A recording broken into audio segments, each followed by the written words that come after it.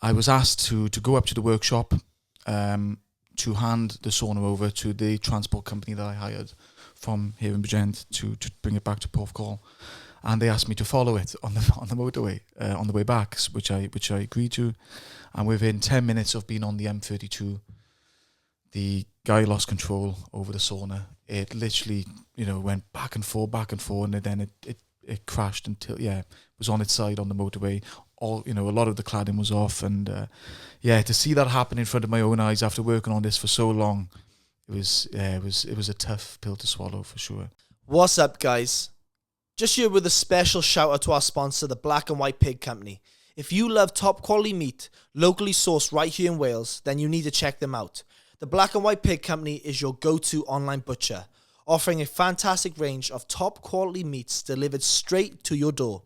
They've got everything from tender beef, top quality chicken, delicious lamb, and of course, their signature pork products, all expertly prepared and guaranteed to be fresh and full of flavour. Ordering is super easy. Just head over to blackandwhitepigcompany.co.uk, browse their selection and place your order online. They offer local delivery around Bridgend and beyond, plus free local delivery on orders over £50 and free national delivery when you spend over £89. So whether you're planning a Sunday roast, a family barbecue, or just stocking up your freezer, the Black and White Pig Company has you covered with the finest quality meat. Support local, eat well, and check them out today at blackandwhitepigcompany.co.uk. You hear me okay? I can hear you perfectly fine. Sweet, brother. Thought there might be some acoustics in here today. I know. You'd think it, wouldn't you? Yeah. My man, Will, how are you, brother? Man, I'm very good. Thank you for having me on. No, not a problem, bro. It's I couldn't get my words out then. It's all good. The heat does that. Mate, this is the first time I've ever done a podcast in a sauna. Yeah. First one for me as well. Really? Yeah. This is I'm so happy we're doing it here. Me too. Will, we're gonna get to know you a bit as well. Know about the sauna. Know about why it's at the sea, the background behind it. More importantly, man, from a Welshman such as you are with a Dutch background as well.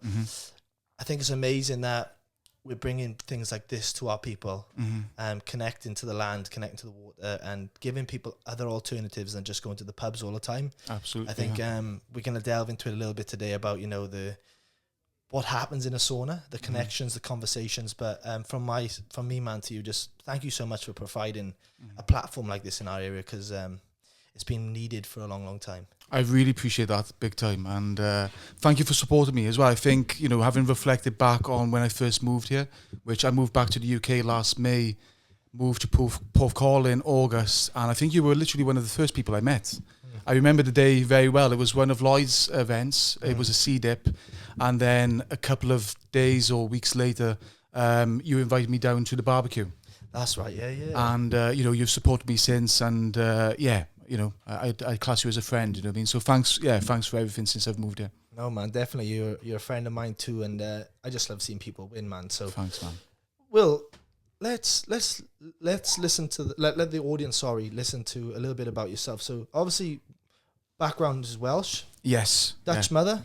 Yes. So born in Wales, lived here until I was 5, and then my mother, who is Dutch. I moved back to Holland with her when I was 5, and I lived there until I was 17. Wow. So I did all my schooling over there and stuff like that. And I'd always say to people that Dutch is actually my first language, right? Wow. So I count in Dutch, I think in Dutch, I dream in Dutch. You know what I mean? So it's been weird to move back here, but I love it here. You know what I mean? I love the people; they're so open. I kind of feel a strong connection here, being born here and stuff like that. And it's good to be back for sure. Amazing, man, amazing. Yeah. And why in particular, Porthcawl? Why in particular the area, and why in particular the sauna here? Well, people always ask me like, what's your connection with Porthcawl? And I don't really have one as such. Like, I do have some childhood memories of coming here and surfing as a kid or whatever on my school holidays, because I would always visit Wales during summer holidays, etc., to see my dad and my grandmother and stuff like that. But I suppose like when I stumbled across this spot when I came back from Germany, where I was living before, I thought like, what a great spot for a sauna. Do you know what I mean? Like, I love the sea, always have. So I've always dipped in and out of surfing, and as I mentioned to you earlier, there's a strong connection between the water and sauna. And when I stumbled across this spot then and the community around it, I just thought like, this has something special about it. I mean, I see the potential for it. And since I've moved here, I'm really enjoying it. It's good. This feels like the right place for it, at least for the first one. Definitely. Well, you got ideas for more? For sure. Yeah, for sure. Yeah. No, the goal is definitely to kind of spread this and expose more people to sauna. But more important is to crunch those loneliness figures here in Wales. When I first moved back here last year and I looked at like why sauna, why do this here?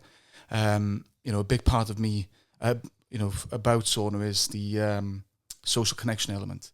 And when you look at the loneliness figures here in Wales, I'm not going to start plucking numbers out of my backside because I can't remember them, but they're significant, and I'd like to think that this can play maybe a small part in crunching those numbers, and I'm seeing that already here. Definitely. I'm seeing numbers being exchanged. I'm seeing people meet on the same days, asking when they're going to be in next, and that's that magic, that I really like, and I want to spread that. Yeah, definitely. And I think, like you just said, it's exchanging numbers, it's connection, it's friendships. I think, for a lot of people, we get so busy with, with work, with family life, with other aspects, that a lot of people actually, the first thing to go is themselves, like the social aspect of when's my time to catch up with friends? When's my time to do this? And you leave it for so long, you actually become a loner. Yeah. And when you become a loner, you kind of need that.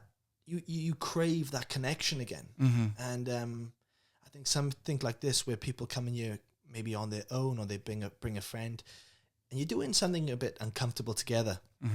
Next thing you know, you're sitting here, you're sweating, you look over to your mate over there and you've just done another ceremony with the lulu and next thing you know, you're laughing about the pain we're both going through. Yeah. And before you know it, that's that connection then. Yeah, those are those magic moments, like I wish there was like a camera outside that kind of captures my face when I come walking out, because sometimes when I do a lulu for people in here and I see the way people are connecting and stuff like that, like I walk out of there and I feel like, this is what it's about, what I mean? And all the things you just mentioned there, like, battling through that like wave of heat, or even like going inwards a little bit, where you're like, okay, this is becoming tough now, and it's special for sure. It is, and it creates that mental resilience, I believe. When you 100%. Go down that hard aspect, it does definitely create that, because you're like, okay, I've never done 5 minutes before. Next minute you come in, I'll do 10, I'll do 15. Yeah. And next thing you've just put a load of water on the fire, on the wood, and next thing you know, then the coal, and you're like, oh, push it, one more minute. And then that's that mental resilience we're building. And that's when you character build then. 100%. I tell you something, right, which has been really interesting to see the last 12 weeks since we first opened, is that people's tolerance levels, I've just increased week on week. Do you mean? So the first couple of weeks I opened, people would come in here and think, bloody hell, it's hot, they'd come running out after a lulu and stuff like that. And I've literally seen, people who come quite frequently here, their tolerance levels have gone up and up by the week. But you're 100% right on the mental resilience part as well. It's coming in here and exposing yourself to heat therapy on a regular basis does increase that mental resilience. And, it's so easy to be comfortable all the time. Yeah. And doing something that's a little bit uncomfortable like this is sometimes is really good for you. Same goes for sea dipping as well. Yeah, I totally agree. And without, being a negative Nancy, I think we are becoming more, we're becoming softer as a culture. No Everything doubt about is it. comfort. Everything, we've got opportunities to, if it's easy access to junk food, or if it's stay at home and watch Netflix, or if it's, if you're hungover, you'll have a pizza. Yeah. The alternative to doing hard things is moving your body, getting exercise, getting uncomfortable, pushing yourself. They're the things that create who you truly want to become. And I suppose for me, living in Porthcawl, this is walking distance for me. So I get in here, regardless of any circumstance, you get in here. And even on top of that, we have the community on a Friday at 6 a.m. Yeah, great mood. Yeah, I love that. You know what I mean? Because that allowed me to form friendships in the beginning as well. Yeah, you're doing an amazing job with it though. And what you do for us is you actually keep the people here, because it's so cold now in the water. We've got an offer of warmth straight away instead of strip drying, heading home, having a 40-minute shower. You're actually straight in here for 10-15 minutes, and it does make a difference, knowing that something hot at the top of the dune is waiting for you when you're doing that. You know what I mean? In all sorts of conditions. You know what I mean? A fair play to the group on Friday. They keep showing up. Do you know what I mean? And yeah, it does make it that little bit easier. And yeah, that's what it's here for. Hikitalo. Yes. What does it mean, Will? It means sweat house in Finnish. And I tell you, we can dive into the background of it, I suppose. It was inspired by a Finnish guy I met out in Guatemala. His name is Santre, and he's Finnish. And me and him were doing sweat lodges together out in Latin America. Over there, they have their own version of saunas, which the Mayans would have had. Dates back thousands of years. But the Mayan saunas are Tasmacals. And I'm not even sure if I'm saying that right, but they're very tough. I mean, it's a lot hotter, darker, and that's where I met Santre, and he really inspired me to take this leap when I came back from my travels, and that's why I kind of dedicated it with a Finnish name. And I know it doesn't sound as lovely in English when you translate it, but to me it feels like the right name for it, you know. So yeah, he really inspired me with, you know, sharing bits about his culture and just the way we kind of embraced those sweat lodges together and stuff like that. When I came back, I was like, right, this is what I'm going to get stuck into, you know. So, I love that. Yeah. Well, I think one thing we've definitely connected on, Will, and this is definitely a trait that I believe we both have, is we're opportunists. Like, we take chances. We want to see people do well. And for sure. I think it's changing the culture in like, for instance, where we're from. It's a beautiful place and beautiful people, but I think sometimes we can, what's the word? How do I say it? We try and like see, you know, someone's trying to do well, and not everyone wants to see that happen. But with yourself, with myself, we're very big on seeing everyone do well. Yeah, absolutely. And and that's one thing I suppose I've connected with you connected with you on, is the fact that you are big on that. You are big on seeing people doing well, benefiting, whatever it is they're doing. And a lot of people speak highly about you. That's a key element right there, you know. So I appreciate that. I appreciate that. For me, it's like more about like collaborating and not competing. You know what I mean? And I've heard that being thrown around a couple of times now on the socials and stuff. But I am big on that. You know what I mean? Like, I honestly think the more of these, I'm just speaking about saunas now in general. Yeah. The more of these, the better. You know what I mean? If one of them, I'll give you a perfect example of it actually. The outdoor sauna in Merthyr Abby, who's absolutely lovely, who runs it. You know, she's 15 minutes down the road from me. And when people come here, I often say to them, I say like, oh, you should try the one down the road. Because the more people who sauna more frequently, the better. I mean, they'll want to switch it up a little bit. You know, there's, you know, the outdoor saunas in the woods. This one's at the beach. I mean, and I think, you know, it'll just benefit all of us. You know what I mean? It's, and that's my approach in business. And yeah, I won't be changing that. You know what I mean? I think it's good. It benefits us all. Yeah. It's I believe with that though, Will, it's like a universal law. Like I got told this quote or saying, selfless acts bring selfish measures. So if you give good out, it comes back in tenfolds anyway. I believe so. And why not keep going with that? Yeah, exactly.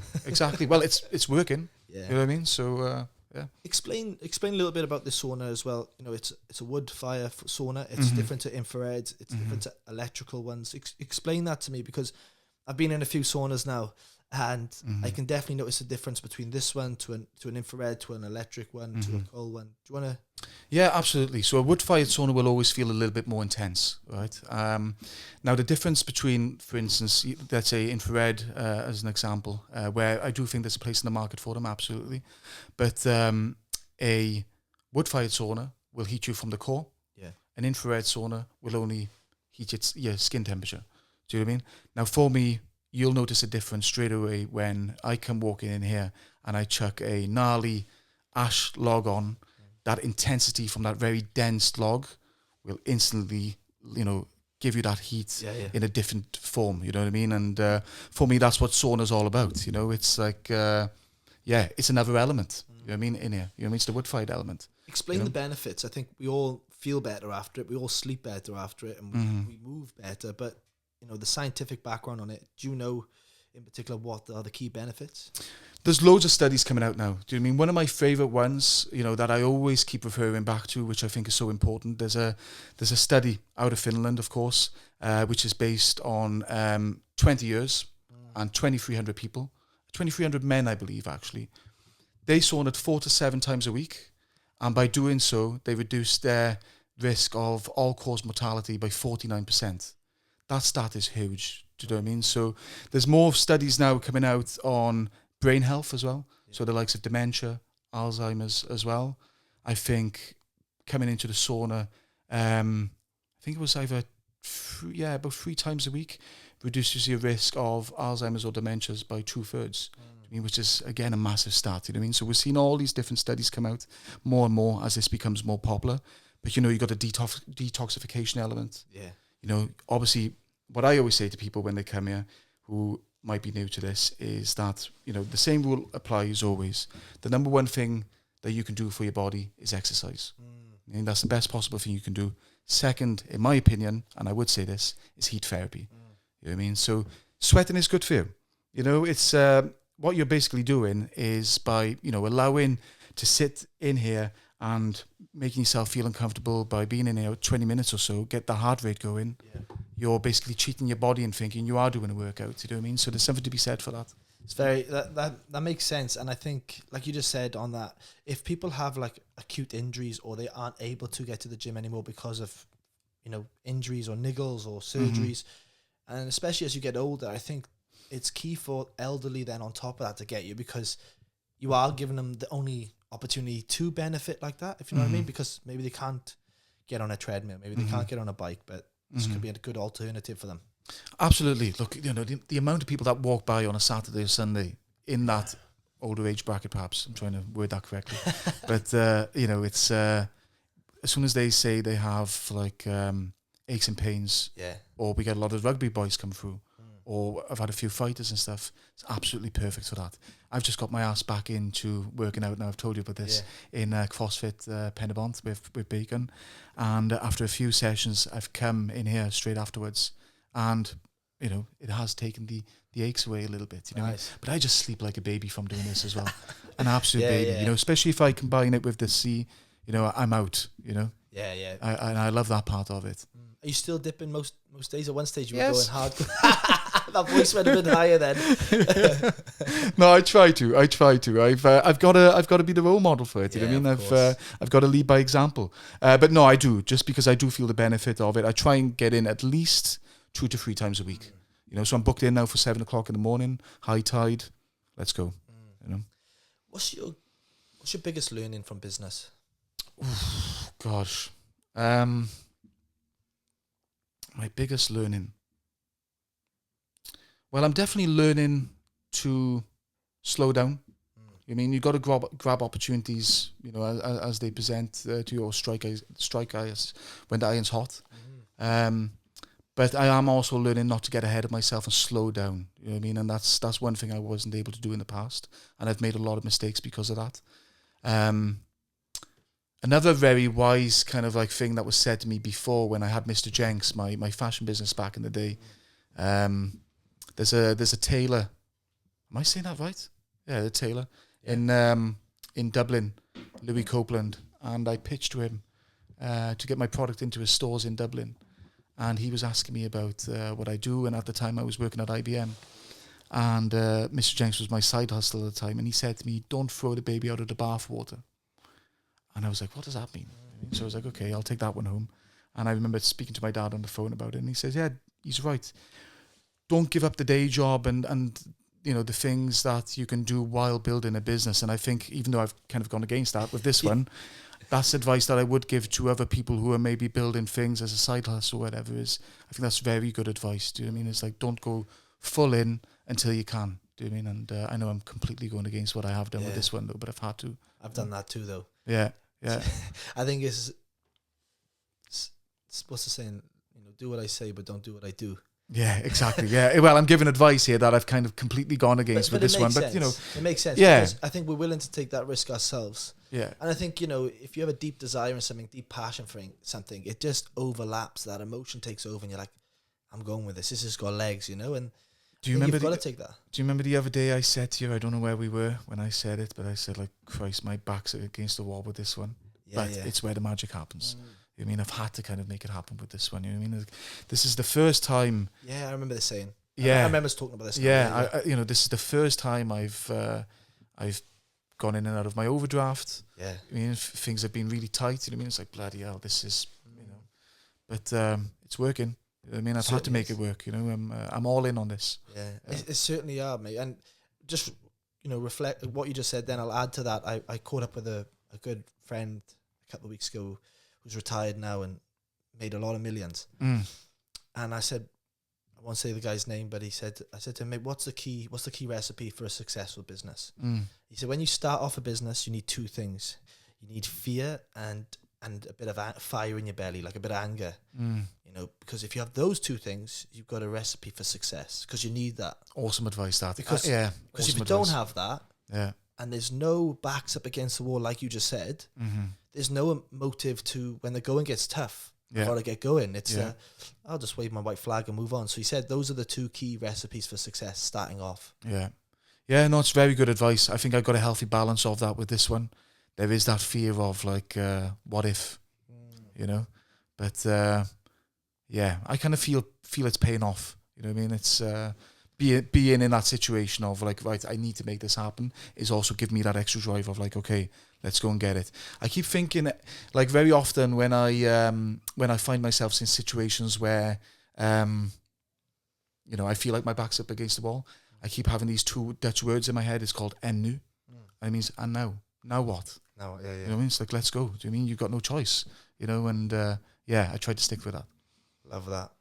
Not many people know this about you, Will, but you were actually on Dragon's Den. In 2016, I'm gonna say. Pitched Mr. Jenks, the fashion business, with my ex on Dragon's Den in Ireland. And how can we find that for the listeners? Say again? On YouTube? On YouTube, yeah. Damn it.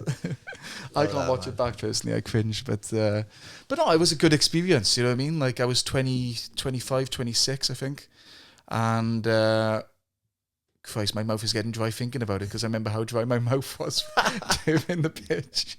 But no, it was really good. The amount of doors it opened, I didn't get the deal, but the amount of doors it opened afterwards, I think we got our product into 23 stores, including Selfridges over here. What was the product? Sorry.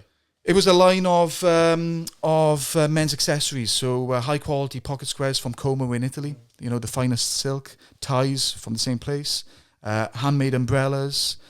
We also dived into shirts as well. So no, I did really well. But I would actually say that retail was the downfall of it. My lack of knowledge around wholesale and retail at the time. Do you mean my background was in direct to consumer, e-commerce, and I always kind of like say that was the downfall of it. You know what I mean? And I also don't think I had a proper understanding of cash flow when I look back as well. You know what I mean? It's young then, aren't we? Just enjoying life. Yeah, I always look back now and think like, Christ, so naive at some things, but all lessons, I've carried them into this one. So love that, man. So you've been now in Wales for how long? Since last May. So it'll be coming up to a year in May. Year in May. Yeah. Before that was Germany. I was living in Munich, and before that I was traveling for a good 6-7 months across Latin America. I was in Wales before that. I had a short stint here, and then I was in Dublin for 12 years as well. Yeah. You've been around.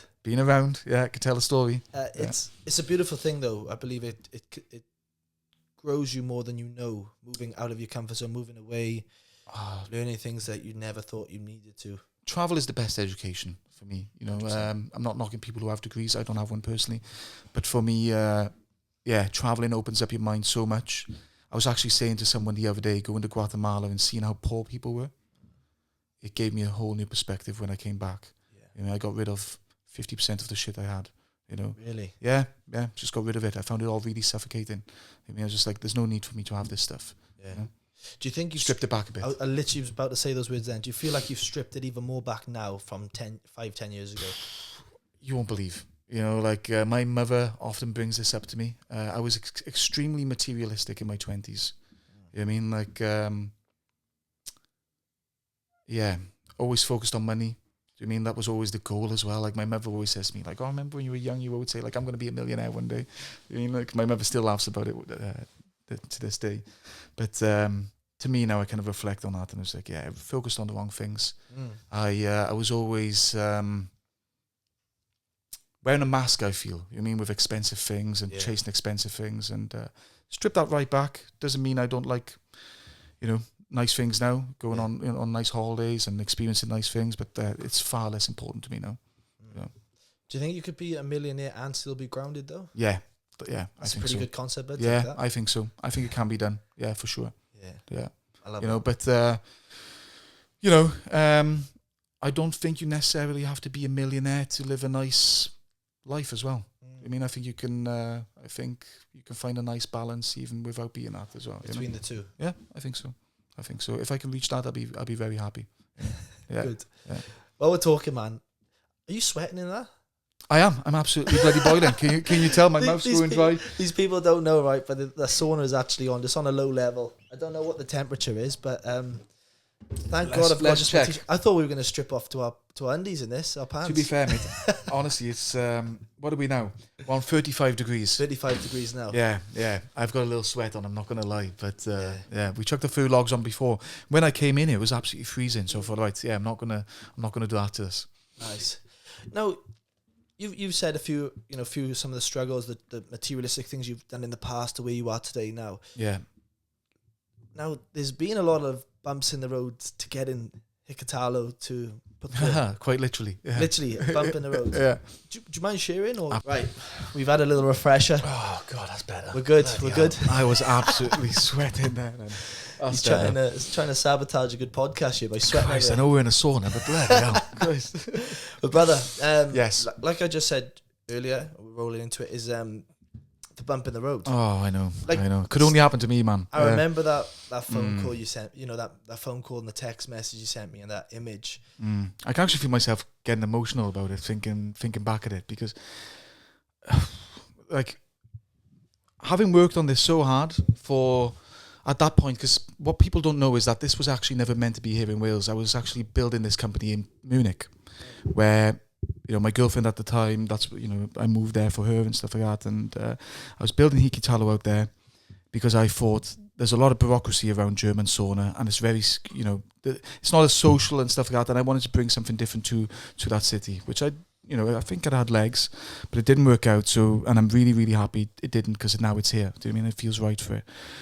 But I had been working on this for about a year, and on the day of delivery, the 17th of October, I'll never forget it, I was asked to go up to the workshop to hand the sauna over to the transport company that I hired from here in Bridgend to bring it back to Porthcawl, and they asked me to follow it on the motorway on the way back, which I agreed to, and within 10 minutes of being on the M32, the guy lost control over the sauna. It literally, went back and forth, and then it crashed until, it was on its side on the motorway. A lot of the cladding was off, and to see that happen in front of my own eyes after working on this for so long, it was a tough pill to swallow for sure. But luckily I partnered with Ollie from Sauna Craft, who was super supportive. He could have just said, look, that's not my responsibility anymore. I've got another project to work on. But in fact, I had quite the opposite experience with him, and we tackled it together, and within 2-3 weeks, I think, we opened up. But fuck, sorry, my man. No, don't swear. You can swear as much as you want. Bloody hell, man, that was a tough one. I remember speaking to you, and that really showed me though the people I had around me here in Porthcawl. The community just showed up, and I kind of feel that's maybe given me a little bit of sense of community with Hikitalo from the start. Yeah. You know what I mean? And super appreciative of that. But it was a tough one. Yeah. Well, I remember, and I just felt so sorry for you, because I know you chucked literally the kitchen sink at this thing, and all investments are down, and well, my back was already against the wall, even financially. It was so important for me to open up and start generating revenue. And I know it only got delayed by 2 weeks, because when it first happened, gosh, I saw the sauna on the road, and I thought, this is it till next year now. I mean, I didn't think we'd be up and running in 2 weeks, or 3 weeks, but What was that inner voice saying to you, though? In all honesty, I did think, and new. What now? Yeah, and now. I mean, let's go. Do you mean, we get home, I'm not going to say, I think I did a video the day after. Yeah. And I was like, I can either sit around and mope about it and feel sorry for myself and, all this kind of stuff and cry about it, or we just pick ourselves up and we, I speak to the people, who've been following me and who, be supporting me on Instagram and all this kind of stuff, and just keep moving forward, and that's what we did. I mean, yeah. Got to give credit to you, man. Thank you, man. Yeah, it wasn't easy. It's a big one, but thank God. And I think this comes back to, it's not the product, it's the people that we buy into. And anyone who's a business owner listening to this or wants to have a side hustle, it's you that we want to buy into, we want to support. Now, thank God for, so many good people around you, like the community, like Shelley, Kelly, loads of them from our group that just supported and did what they did. Yeah, and yeah. Shout out to them, actually. Yeah, like that fills me up because look what it's done now. Look what this thing is transformed now. And without going down the mental health path, how many people does this benefit in the bigger picture, even just well-being wise? Yeah, well, it's been incredible, man. Like, I was looking at, I had a little bit of time to kind of step back and reflect while I was over in Holland. I took my first week off, handed it over to Steve and Liv, who did an incredible job. And it allowed me to look at data, to recharge, because Christ, I put some hours in over the last couple of months. And yeah, just take a step back and reflect. And when I was looking at the data, we've surpassed it now, but we've welcomed over nearly 2,000 people. Wow. In 3 months. And I was looking at Google reviews lately of what people have been saying, and most of them I don't even know or whatever personally, and some of the comments being left on there, it's like, wow, actually I can see the impact it's having, and I also see it with regulars who come here, like we've got members now and stuff like that who, use this more than me, and, they'll often say to me like, oh, you won't believe what this has done for me, and that's really, really special. What do you think it is about you that they like, though? Because it's not, if this is, really break it down, this is 4 walls. Yeah, it is. But I think it's the person, you bring a lot to you as well. Well, I try to give people a very personal experience when they come here. I think you've said it to me before, and I get it from many people that, I'm good with names. Yeah, you know what I mean? So like, I when I see people, I make an effort to make it as personal as possible. You know what I mean? It's like stepping into a nice hotel. You're like, oh, hello, Mr. Jenkins. It's, I try to give people that experience when they're here and give them warmth outside of the sauna as well. Most people, when they arrive here, they get a hug, whether I know them or not. And I'd like to build rapport with people. So the moment they come here, I try and establish a little bit of a rapport with them. And sometimes this can be a very daunting experience for people who are new to the sea, new to sauna as well. So it's really important for me that people feel safe and comfortable when they come through here as well. So I don't know what else I do. I think it's your passion. Do you think so? Yeah, definitely. You can go to other places and not just saunas. It can be anything. Like you just said earlier about the business, the Como brand, the clothing. Yeah. You said you didn't know enough about the product.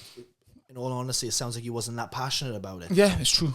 But you can tell that you're very passionate about this. Yeah, extremely passionate. I think about this day and night, and but maybe it's the passion for people. Maybe it's I love people. I haven't always been that way, because you actually mentioned something earlier, which I was thinking about. There is like that that loneliness element. Like when I was in my 20s, I always had this lone wolf mentality, which I think is so unhealthy now looking back. I was always like, oh, I'm a lone wolf. And that wasn't good. You know what I mean? So I embrace people now, and I want to, I don't know. I like people to feel welcome here and leave them going off with a smile, Nice, mate. What was the lone wolf mentality back in the day? What was that purpose? Well, I don't know. I kind of feel like I suffered with a lot of anxiety in my 20s. Not just a little bit, but massively. And it's definitely held me back in a career. I kind of feel like I could have gone even further if it wasn't, for that. But the lone wolf thing was a bit of a mask that covered my anxiety, I think. You know what I mean? It's like, my anxiety was so bad at some point. And it was when I started therapy, when I was about 25, 26, that I even suffered walking into like a supermarket and having to deal with someone behind the till.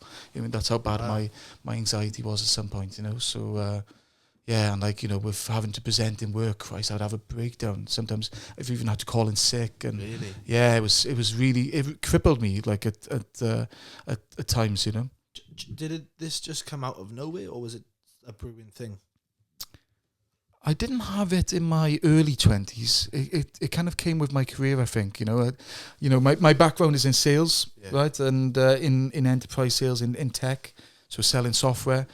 And, often there would be opportunities where I'd have to present to a client or present to my team or present to my manager and having to deal with stuff like that. Oh, God, it made me so uncomfortable in the early days, but I did overcome it, thanks to therapy and stuff like that as well. But I think, in all honesty, I also think that I was walking around with stuff that I wasn't aware of, quite a bit of childhood trauma and stuff. And I feel like having dealt with the majority of it, certainly not everything, but the majority of it, and help, understanding myself better has helped me overcome that anxiety as well, Appreciate you sharing that. No, that's what these platforms are for, isn't it? Yeah, definitely. But the door is open for anyone to share. But I appreciate you sharing that, and I think it gives people a bigger picture of, the masks that we all carry at stages, but more about you and what's the right word to say? We don't let things define us. We still look at you today. You're chatting away to anyone about this product, about what you do, what this can benefit. So maybe 5-10 years ago you would have got no chance. I would definitely not be doing this now, speaking to the general public. But now you are. I'd be shying away from these opportunities.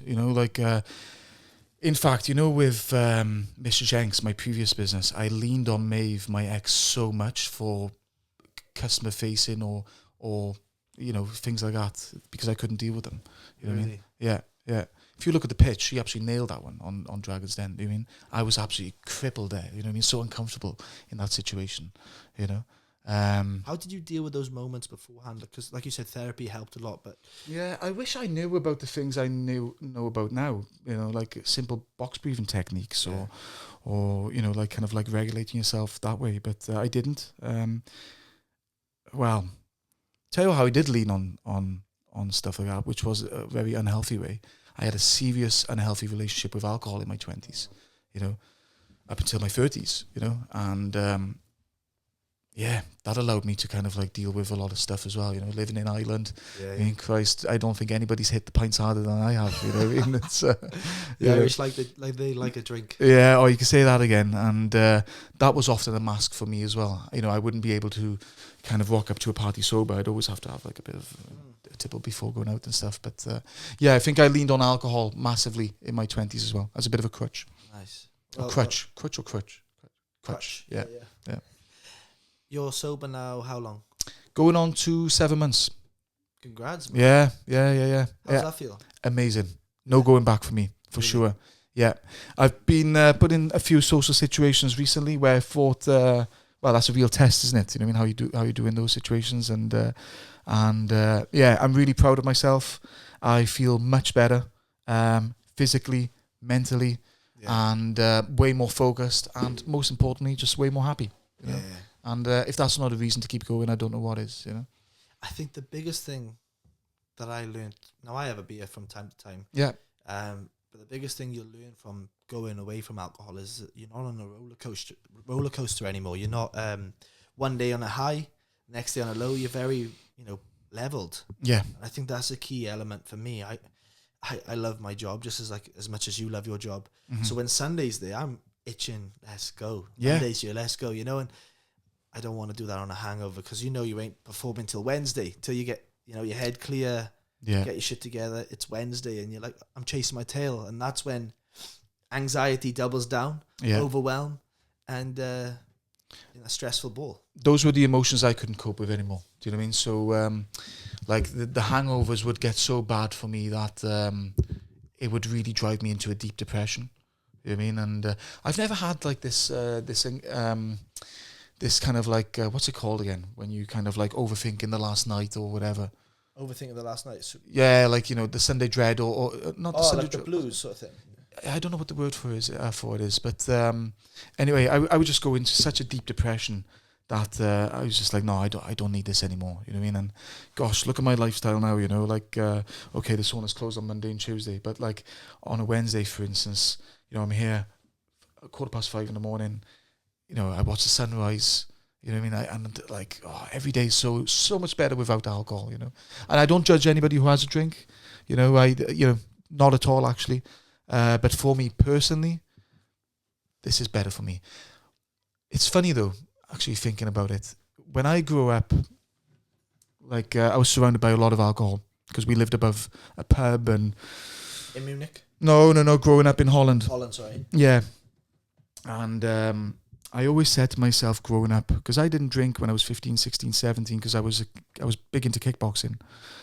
So I was really dedicated to that. But I always said that I wouldn't go near alcohol. It wasn't until I moved to the UK and got exposed to the culture here that I did dive into it on to an extreme level then, basically, you know. But where was I going with that? I don't know where I was going with it. It's just more about saying that alcohol has come to you later than... Yeah, exactly. Yeah. Yeah, I remember when I was 14, we'd be, drinking flagons of Lamborghini in the park somewhere. Yeah, in Wales, and that was part and parcel of it, so WKDs and things like that. But I think it's a cultural thing. Yeah, but that culture didn't exist in Holland, Like when I first moved over here, I thought, bloody hell, everyone's mad. And this is great. You know what I mean? Like, I did not get exposed to that kind of drinking culture at all in Holland. When people think, like, oh, you lived near Amsterdam, you must have loved smoking and this. And no, I didn't. I lived a very kind of like straight and narrow life there when I was 15, 16, 17 and stuff. But then you came over here and bloody hell, and I grabbed it with both hands. I thought, this is great. You know what I mean? It's, yeah. If you could give advice to that 21-year-old version of yourself, 21, so I would have just been in Dublin. What would I give advice would I give to myself? Yeah, gosh. I kind of look back at those years and realize like how much I was struggling. Do you know what I mean? And I don't know what advice I can give to myself because it was, I was in the moment then, but I would probably tell myself that I'll be all right. You know what I mean? It'll all work out in the end because I was really, really struggling about, you're naming an age now where, I was probably at my lowest, Yeah. So the advice you would give to him was? It'll be okay. I don't know what kind of advice to give myself. It's just like grab every opportunity you can, regardless of your anxiety. That's what I would kind of say to myself. Just keep pushing yourself. You know what I mean? Nice. Yeah. Love that. Yeah. I love that. But you've done other things, like you said. You're not your average Joe, mate. You've tried a lot of opportunities. You've given everything a lot of crack. You've done jiu-jitsu. You're doing CrossFit. This. Yeah. I think you see fear, but you still step into it. Yeah, that's one thing I would say about myself is that like when I go in on something, I go all in. Yeah. You know what I mean? And I've never been afraid to shy away from things. Do you know what I mean? In terms of like opportunities that have presented themselves. Do you know what I mean? So like even falling flat on my face and going again, like Christ, the amount of times that's happened to me, with my previous businesses, for example, it's just keep at it, Love that. Yeah. I'm going to take a sip of water here because Christ, it feels like the temperature's racking up, doesn't it? I'm sitting here, I can just feel my big forehead shining. Yeah. It's sweating.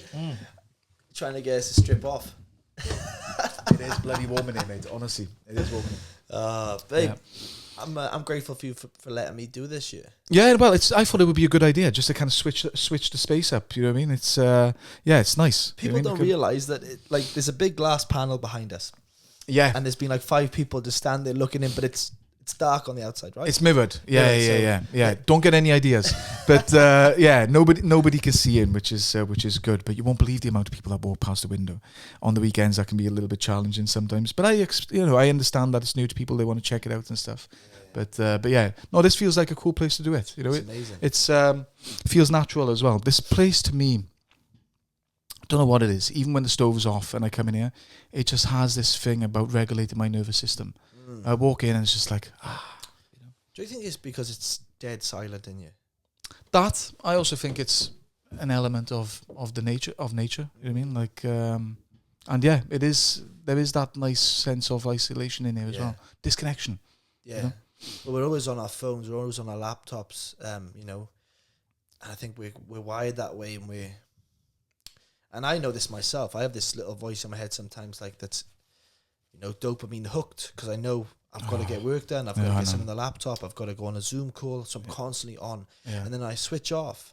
It's like my little internal voice is telling me to you know, what's that next dopamine hit? I know. And then, but deep down, what it's actually needing is needing to switch off. Yeah. It's needing to detach from electronic devices. And then when I do it, so if that's taking my dog for a walk and leaving the phone at home, I just like, thank you. It's like a thank you moment. It's like meditation. It feels like, you know, before, you know, sometimes you know you should meditate. You know, I need to just detach from everything and switch off. But the thought of meditating, even if it was for a couple of minutes or 5 or 20 minutes, whatever it is, it seems like a mountain. Yeah. And then you do it, and you're like, I needed that. Yeah, well, in fairness to you, I often see you walking the dogs on the beach, disconnected. You're not on your phone when you're doing it. No. You know what I mean? And I think we need that, you know what I mean? And I think this is what this space offers as well. It's just that moment of disconnection. But, you know, I'd love to sit here and say, like, yeah, I meditate every evening. You know I meditate. I mean, I've got my little setup at home for it. I try my best to stick with it. You know, am I guilty of dipping in and out? Absolutely. Am I guilty of doom scrolling when I get home? Absolutely. I also think we have to be a little bit kinder to ourselves as well, though. You know, like we live in an age now where, you know, we open up Instagram and everyone's telling us what to do, and just be kind to yourself. You know, like I came home from CrossFit yesterday and had a cup of tea and 2 cream eggs, and it was bloody lovely. You know, and let's be a little bit kinder to ourselves and have that little bit of leeway with us. Well, even you talk about social media. I see things, for instance, you know, become a killer, or become a real alpha, detach yourself, leave, you know.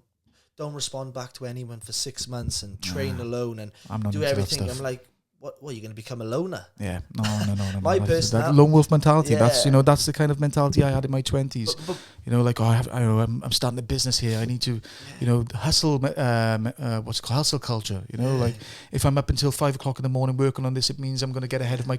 All bullshit. Yeah. Let me tell you that now. It is. Know, I'm William Jenkins. I'm a softer shite, and you know. Do you need a little bit of resilience to keep going? And do you need to grab every opportunity that you can? Yes, I believe so. But don't listen to this stuff that you see online that you need to be someone else that you're not. You know, I'm not for that stuff. Yeah. I think the biggest thing for myself is going back to myself. Do you know what I mean? Yeah, for sure. Going back to my roots. Yeah. So like you speaking earlier about the masks. Yeah.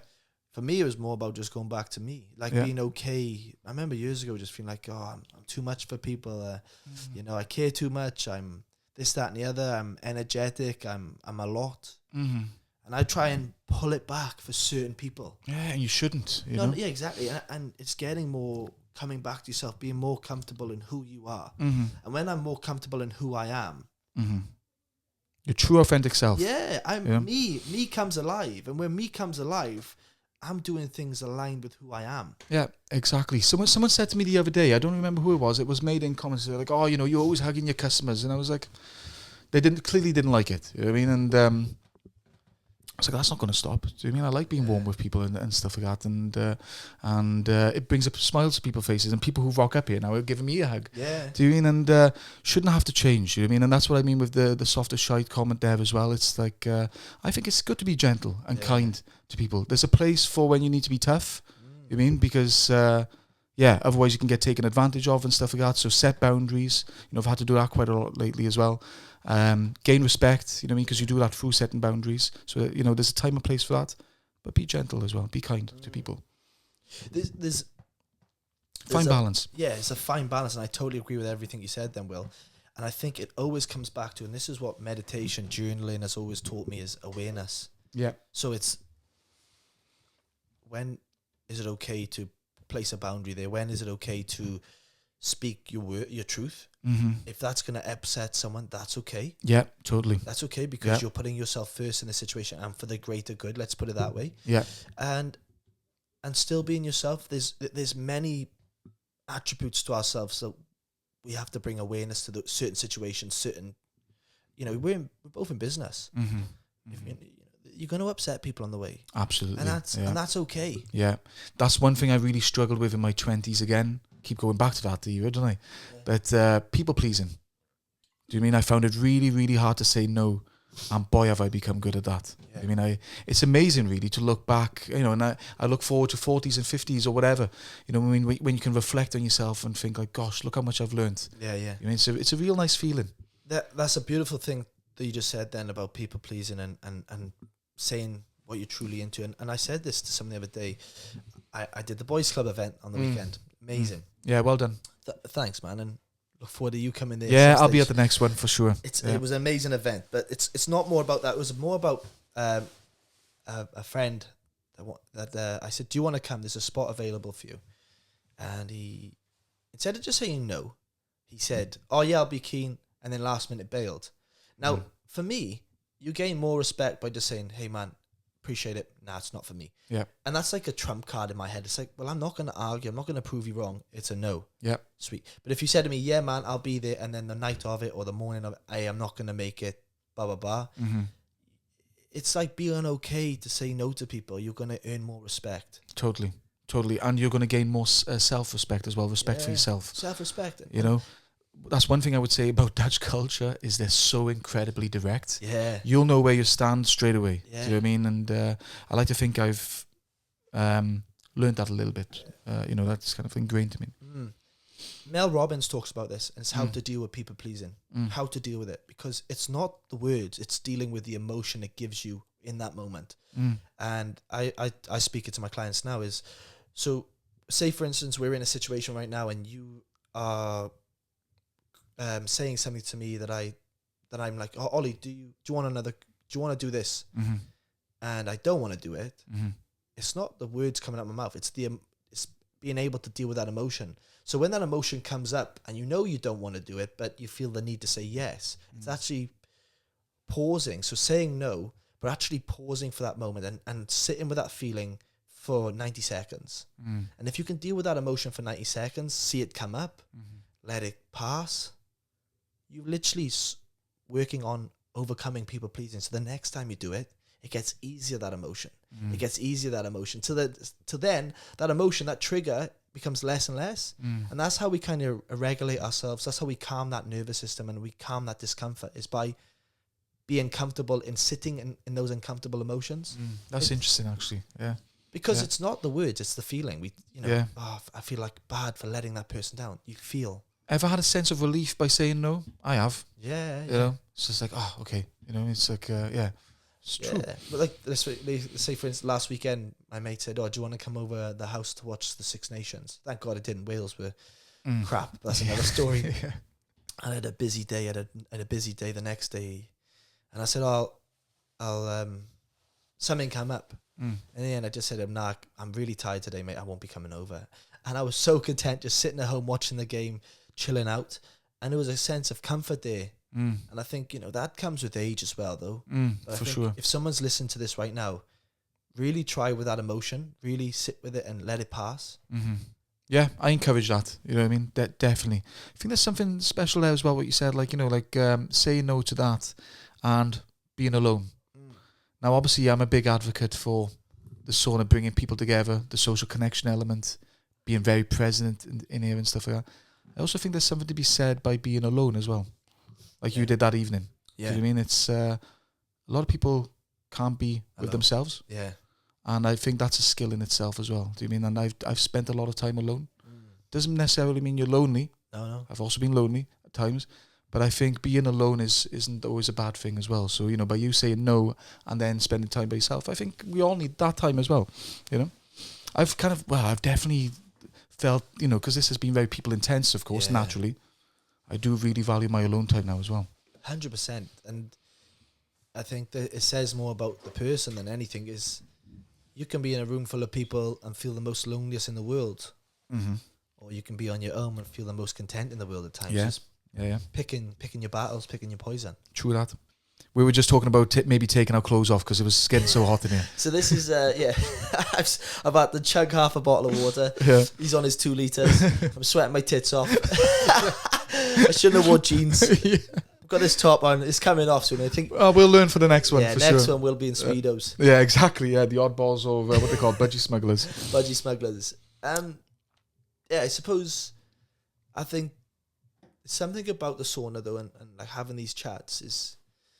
It's awareness that you're not alone as well, though. It goes away from being on their own, like we just spoke about. We're actually talking now about the similarities in the two, Yeah, I think there's definitely a connection there. You know what I mean?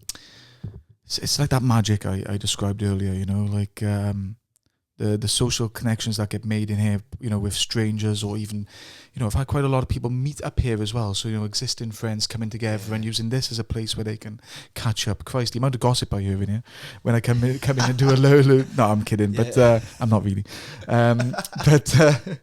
But no, it's interesting to see, you know, and I think I try to encourage people to not shy away from being in here alone sometimes and going inwards. Yeah.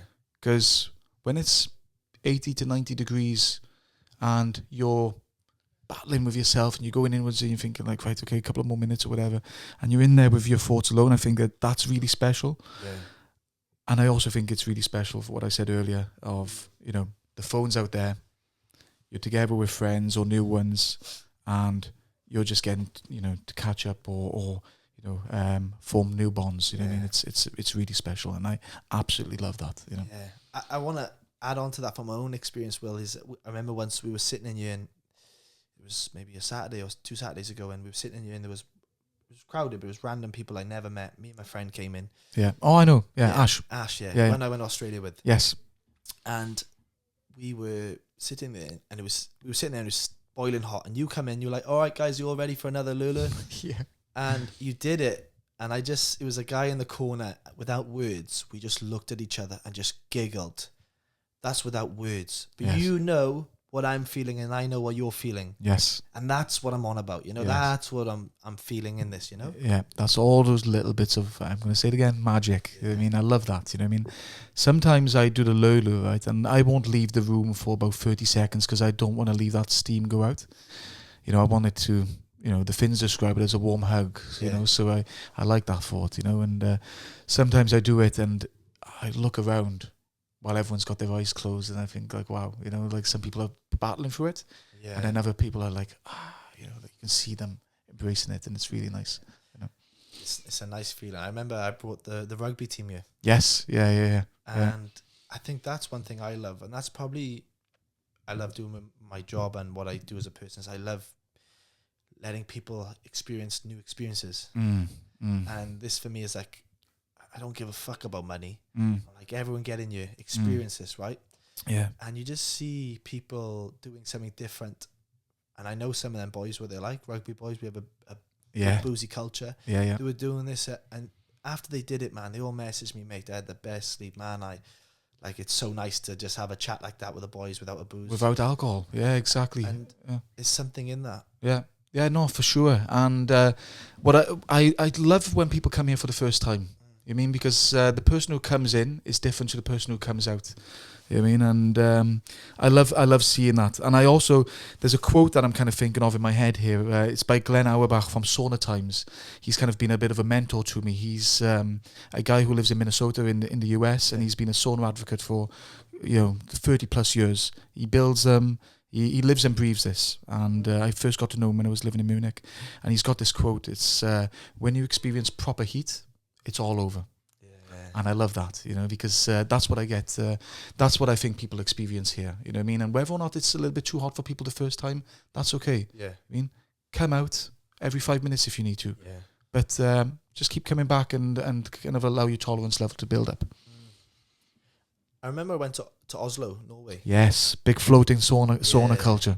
Beautiful. Massive. And we literally, me and my friend went for a long, like, city break. Yes. Went there, and it was loads of saunas around on the water. Is it the Forge? Yeah. Forge in Oslo. And there was like these cabins just sitting on the water, you know, just wooden cabins, and you could jump in. And basically, we got in there, and it was such a mix of nationality. There was Aussies in there, was locals, it was a French person, there was 2 Welsh people. Beautiful. And obviously there'd be Irish there. They're everywhere. Yeah.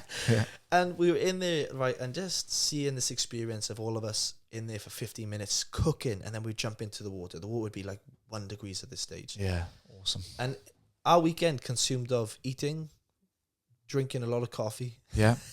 Training. The Nordics are some of the largest or the biggest coffee consumers in the world. Yeah. In fact, Finland is the biggest coffee consumer country in the world. Yeah. Wow. Yeah. But isn't it amazing how weekends have shifted? Weekends have shifted, and there was this one place in particular that I can't remember what it was called, but it was amazing, where we went in, and it was like a bar area, and they had these, fire pits where you could cook deer on the skewers. Mm-hmm. But we went past that. We had those later. We went past that, and there was 3 types of saunas there. There was a silent sauna, which was confined, and literally was cooking in there. And there's just this woman was in there for up to 45 minutes. To an hour, respect. And she was silent, eyes closed the whole time. I was like, how is she doing this? Oh, that's, Went to this other one, and it was like a apex type of sauna, different levels, higher and higher. And there was a DJ in there. And you could have beers. And I love that, see. And there was music, house music going in there. And I was like, this is a vibe, and it just gives you a different eye to it. And then there was a ceremony sauna. Yes. And in the ceremony sauna, there's this woman there, and she had this full wetsuit on because of her skin was sensitive. Oh, okay. And she had these massive balls of ice, big coal there. Oh, of course. Yeah. Yeah. And she had these big leaves, and they were blowing.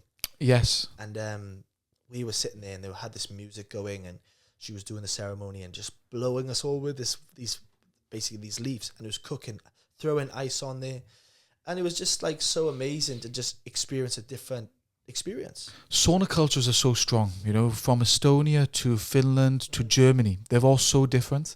And what you're mentioning there is little different bits of different cultures, which is beautiful. Those ice balls with the essential oils in them, that release like is it called like an aroma or something like that? Yeah, it would be. Yeah, and like the birch whisks, like we're going to be doing events here now in this sauna in the coming weeks where we're bringing this to Porthcawl, because I wanted to open up people's minds and expose them to new experiences, but that's so beautiful what you're mentioning to me, like I feel so passionate about. Yeah.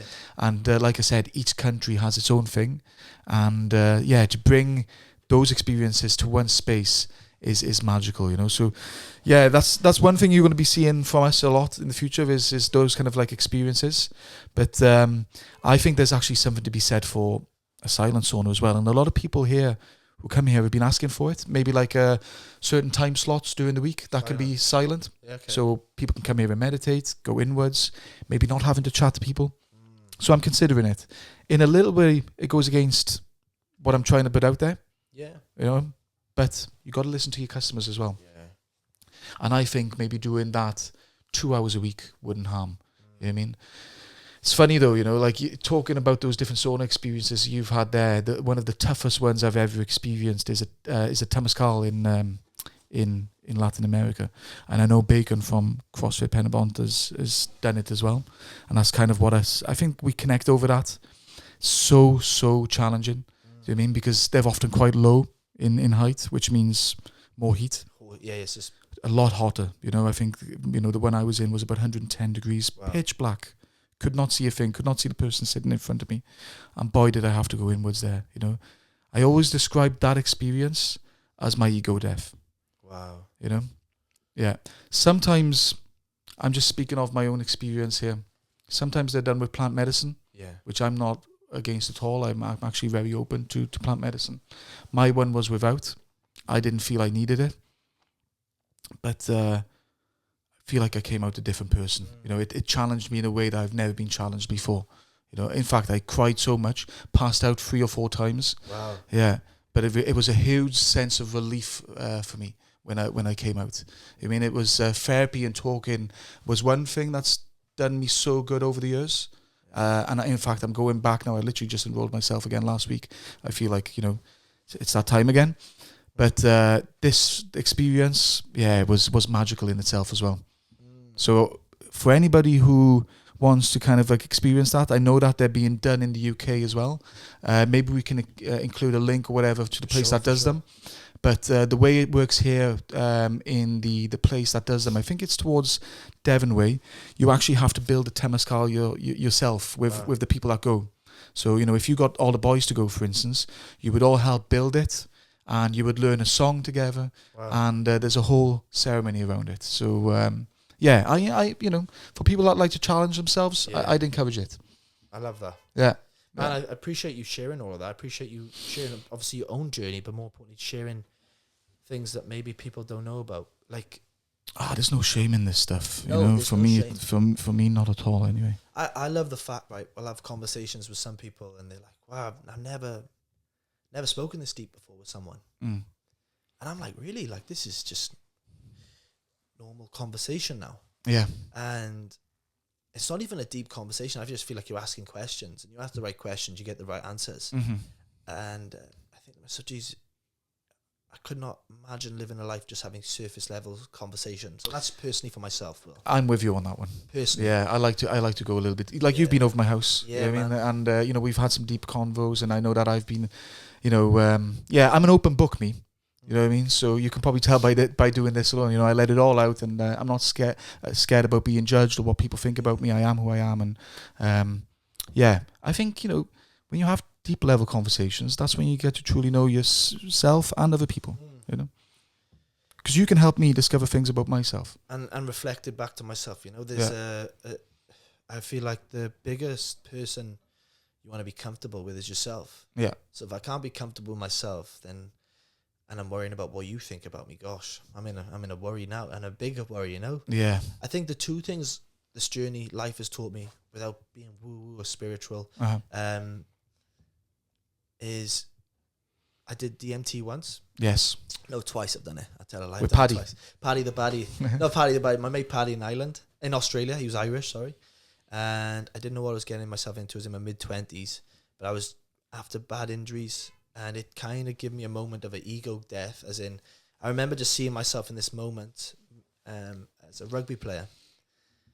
This is, I've really sold it badly. But I remember doing DMT, putting meditation music on, zoning out.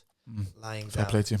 and he was just there with me because he's done it before, and he just said, "I'll be here." And it was like 15 minutes, but it felt like 15 years. Yeah, that's what they say, isn't it? Yeah, and I remember just at that stage, I was so attached to this identity of rugby. This is who I am.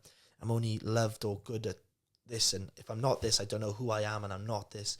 And I remember going into the ceremonies, like, you know, seeing this with my eyes closed, and seeing this. A rugby version of myself, like a mannequin with a rugby kit on it. And I seen this woman just unzip it from the arse to the toes, and the suit fell off. Wow. And there was an exposed version of myself, mannequin, like naked. And it was like, without saying the words, she was like, "That's who you are. You're not defined by this. You're not defined by that. This is who you are." And it was I remember coming out, laughing, crying. Yeah. And but it probably was a huge turning point in your life, right? Oh, massively. Or the turning point, maybe. Yeah, it was 25. Yeah.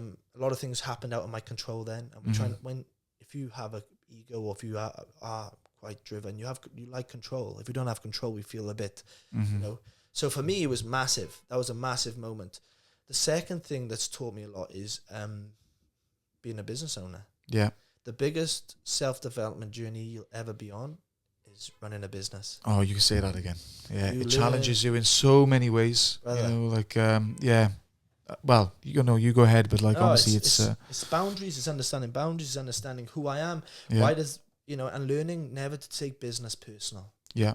As soon as you start to take business personal, you're sinking ship. Yeah. It's never about you.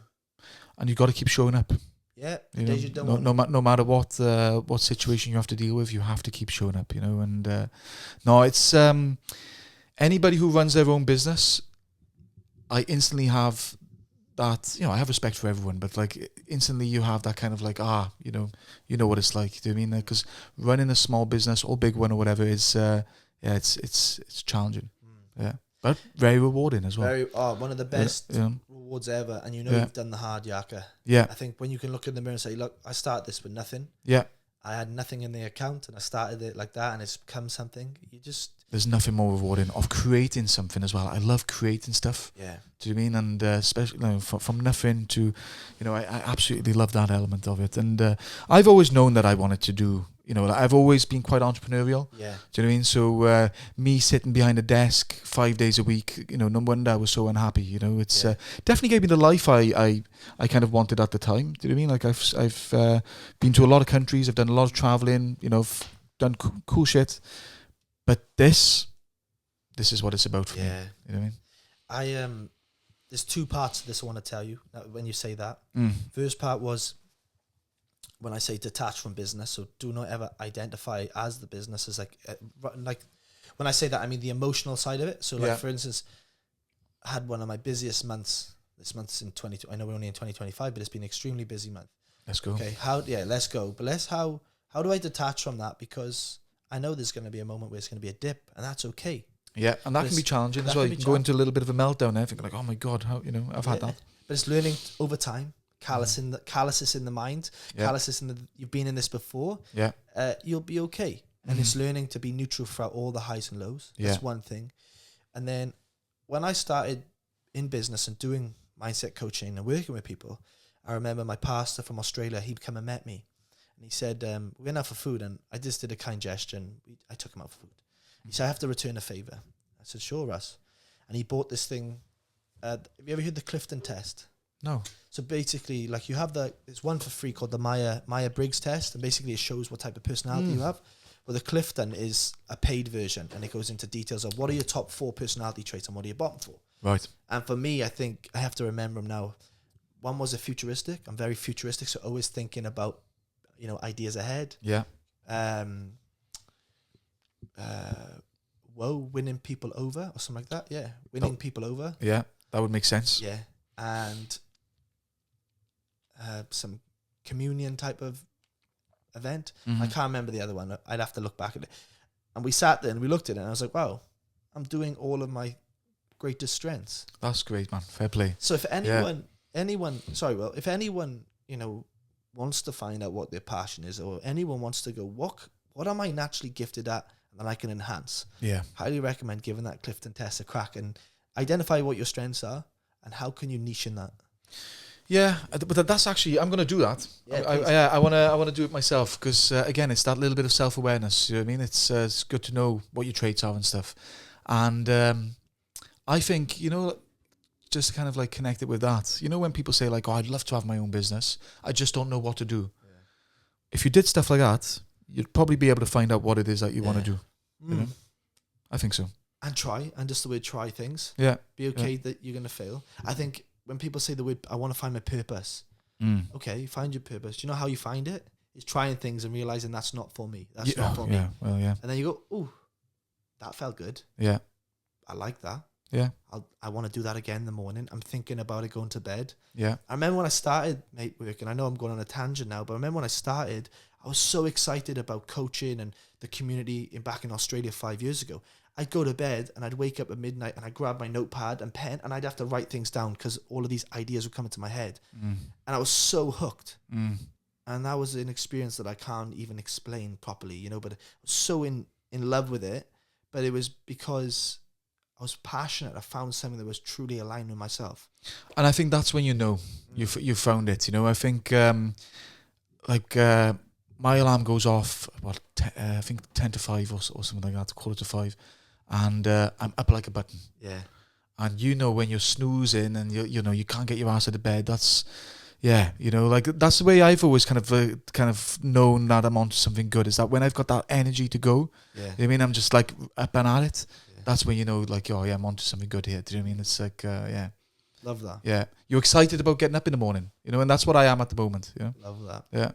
Brother, this has been an absolute pleasure. I think we could do another 3 hours. Oh, we could easily. Yeah. Chat the ears off anyone. But no, this is really nice flow. Glad we get to go do it in here as well. Yeah, man. Appreciate that. Probably need to change clothes before I head off to my meeting. But yeah, because sweating pints. But no, it's been great, man. Loved it. Brother, as I ask everyone, I'm going to ask you, what are you grateful for? Wow. People who close the door behind themselves when they come into the sauna. No. I think I'm grateful for my own personal journey, the good and the bad. I look back on a lot of stuff that, I've had a lot of fun, and, there's been, a lot of good moments in my life. There's been a hell of a lot of pain as well. And both of those have shaped me who I am, and it's unique to me. And I'll take them both, and I'm grateful for that. You know what I mean? So, yeah. Love that, brother. Yeah. I just want to say, well, I'm grateful for you, man. Grateful for what you've brought here. Thank you, man. I believe people come into your life for a reason. I'm very grateful to get to know you, not just as Hikitalo guy, the sauna guy. Yeah, I go as that these days. But Will. Thank you, mate. Very good person, man, and you've got a big heart, and credit to you, brother. Thank you so much, man. I really appreciate that. And thank you for all the support since I've been here. I really appreciate it. You know what I mean? It's an absolute pleasure. I don't know if we can stretch that far, but yeah. Bro, lastly, how can people find you? How can people find Hikitalo? Find us on Instagram at Hikitalo. Hikitalo.com if you want to book a sauna slot. I'm in the High Tide car park here in Porthcawl next to Grow and Grind. So we're open Wednesday to Sunday, 7 in the morning till 8 at night. And come along and have a good sweat. Let's go. Awesome, guys. Hey everyone, it's Ollie Olds here with a quick word from our incredible sponsor, Pitch Roofer. You know, your home is your castle, and nothing protects that castle better than a solid, reliable roof. That's where Pitch Roofer comes in. They're not just building roofs, they're building trust, community, and peace of mind. Pitch Roofer has been serving our local community for years, and what really sets them apart is their commitment to giving back, from supporting local sport teams to donating to charities. They're making a real difference beyond roofing. Together, we are stronger. Now, if your roof is looking a little worse for wear, or you are thinking it might be time for a full replacement, Pitch Roofer has got you covered with top quality solutions tailored to protect your home and boost that curb appeal. Why should you choose Pitch Roofer? Let me break it down for you. Experienced professionals. These guys know this stuff with years of expertise in residential roofing. Affordable rates, competitive pricing with no hidden costs, high quality materials, durable weather resistant products that stand the test of time. Free inspections, get the condition of your roof checked at no cost. 100% satisfaction guaranteed. They're not happy until you are.